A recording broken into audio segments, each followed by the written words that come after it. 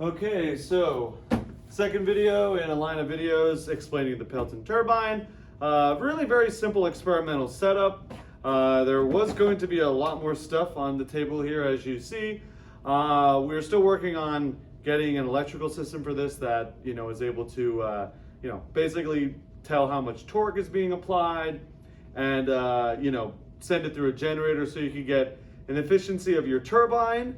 Okay, and then you can find an efficiency of your generator or alternator device that you use to get electrical power from it.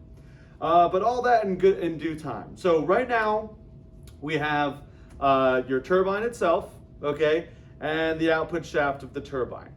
All right, we're able to turn the flow on and off. That's the pump down here. Sends the flow up through this pipe here, through the flow meter and out the nozzle. Okay, we've made the nozzle the same size, 10 millimeters, as with the static impact jet. Okay, so basically, as the flow goes through the nozzle, it'll hit the vane, and it'll spin the turbine around, and it'll continue to spin. Yeah, so basically, what will happen is the turbine, the rotating mass and the flow will effectively be in steady state. Okay, so what we're going to do is in the equations that you'll see in a later video, basically we're going to be able to calculate the work done by the stream on the vane and equate that to the rotational work done based on the moment of inertia of the rotating portion of the system. Okay, so what we're going to be reading is very simply the flow rate from here and the RPM from this. Okay, so if I turn it on here, this should be at the highest flow rate or so.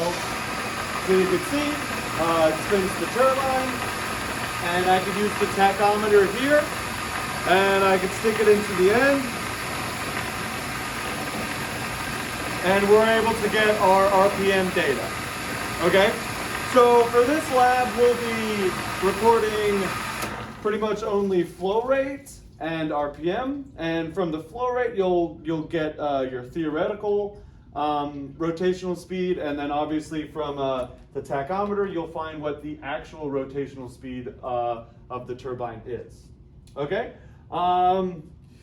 Yeah, that is pretty much all for the experimental setup. And what you'll be doing is varying the vane shape. So these black 3D printed pieces are different vanes. And this coming semester, I'm hoping to have students design their own vanes with specific beta angles.